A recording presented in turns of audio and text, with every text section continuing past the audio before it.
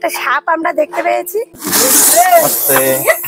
হ্যাঁ করে করে দেখুন কিভাবে ছবল বসাতে যাচ্ছে। সাবধান বাবা, আমার থেকে দূর হাঁটো।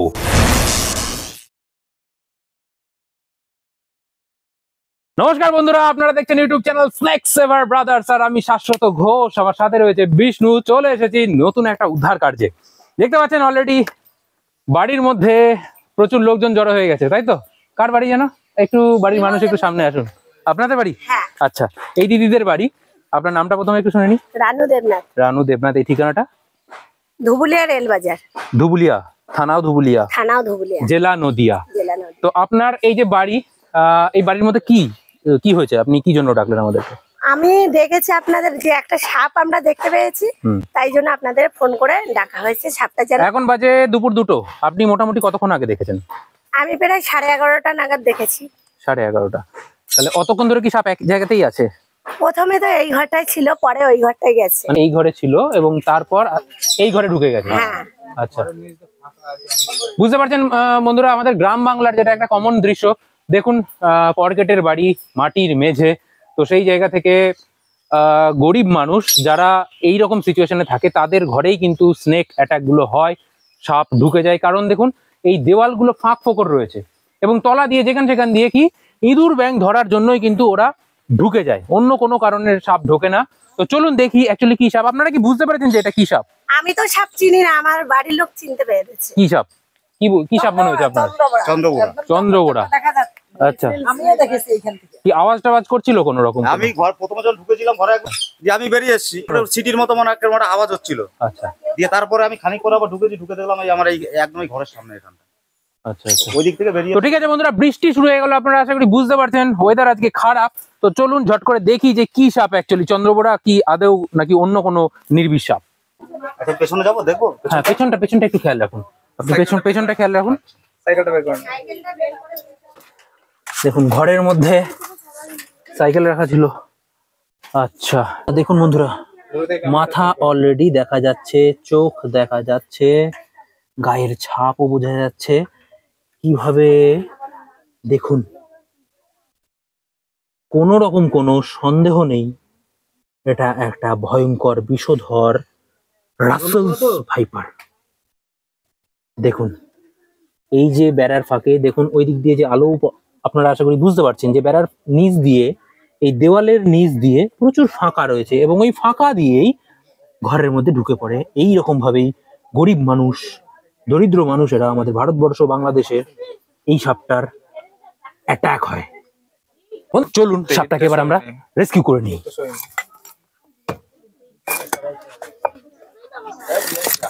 আস্তে আস্তে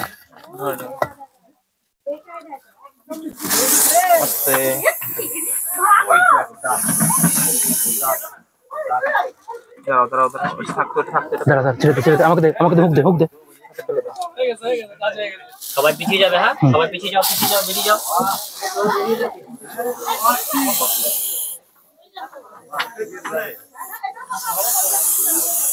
ভয়ঙ্কর ব্যাপার, ভয়ঙ্কর সিটি। জাস্ট দেখতে পাচ্ছেন বন্ধুরা, হো হো হো হো হো হো হো হো, ভয়ঙ্কর ব্যাপার বন্ধুরা। জাস্ট দেখুন, জাস্ট দেখতে থাকুন বন্ধুরা। হো হো হো হো, দেখুন ভয়ঙ্কর সাপ আমাদের এশিয়া মহাদেশের মধ্যে। হা করে করে দেখুন কিভাবে ছবল বসাতে যাচ্ছে। বন্ধুরা এই মুহূর্তে আপনারা দেখতে পাচ্ছেন রাসেলস ভাইপার। জাস্ট দেখুন, গোটা গা জুড়ে চাঁদের মতো দাগ এবং কি বাদামি রঙের একটা ছাপ, মাথাটা 3 কোণাকার। বন্ধুরা দেখুন জিভ লপলপিয়ে যাচ্ছে কন্টিনিউয়াসলি। আপনারা কি জানেন যে সাপ কেন এরকম ভাবে জিভ লপলপিয়ে যায়?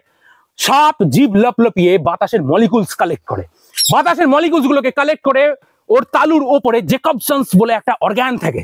সেই অর্গানে জিভটা যখন ঠেকে তখন ও বুঝতে পারে যে ওর শিকার কোন দিকে বা আশপাশের পরিবেশ কোন দিকে। এই যে এতগুলো মানুষ দেখতে পাচ্ছেন এখন চারপাশে জড়ো হয়ে গেছে এই সাপটা দেখার জন্য, ও এটাও ফিল করছে যে আশেপাশে কতগুলো মানুষ আছে, কোন দিক দিয়ে গেলে ও পালাতে পারবে। ও কিন্তু সমস্ত কিছু বোঝে শুধুমাত্র এই জিভ লপলপিয়ে।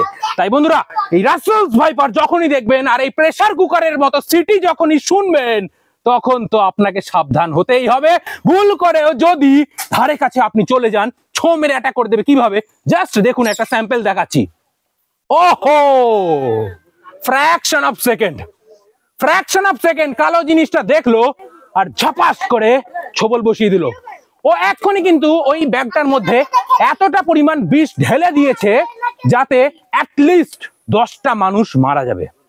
বন্ধুরা, এই মুহূর্তে যারা আমার চ্যানেলে প্রথম এই ভিডিওটা আপনার নজরে পড়েছে তাদেরকে জানিয়ে রাখি যে এইটা হচ্ছে রাসেলস ভাইপার, আমাদের ভারতবর্ষ বাংলাদেশের সব থেকে ভয়ঙ্কর সাপ।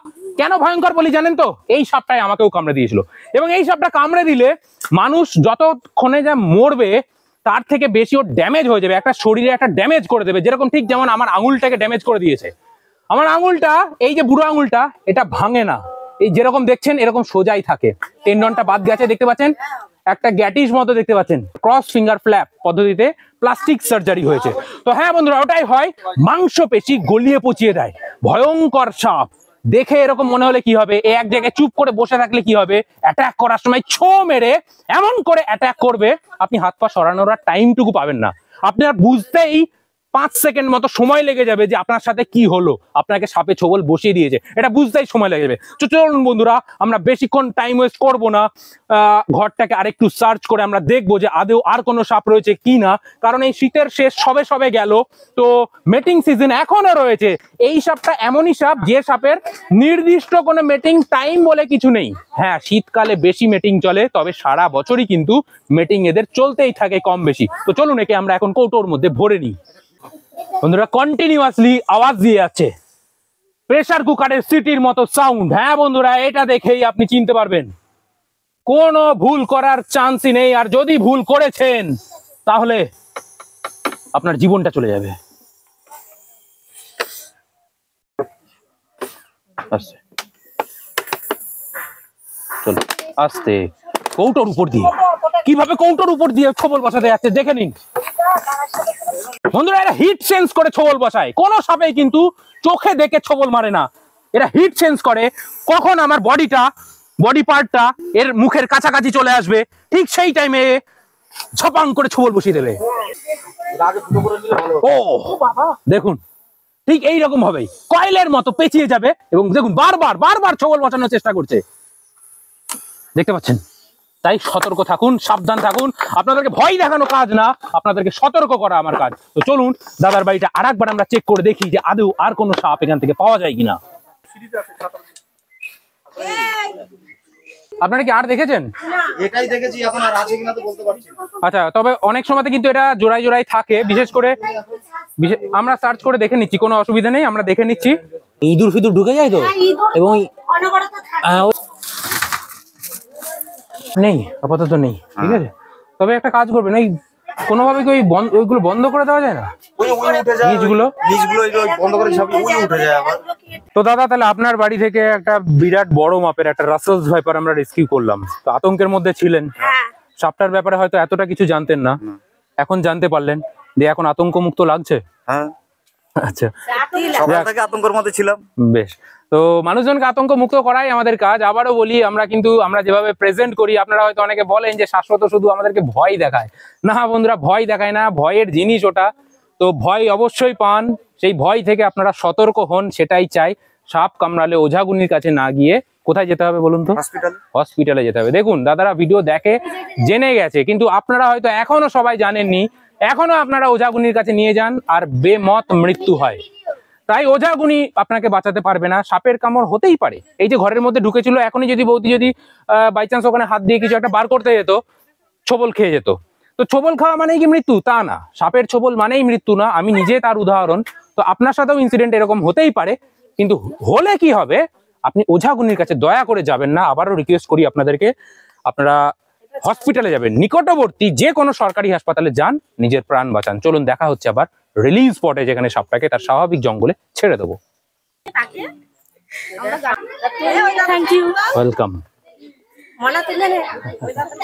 তো বন্ধুরা, চলে এলাম রিলিজ স্পটে।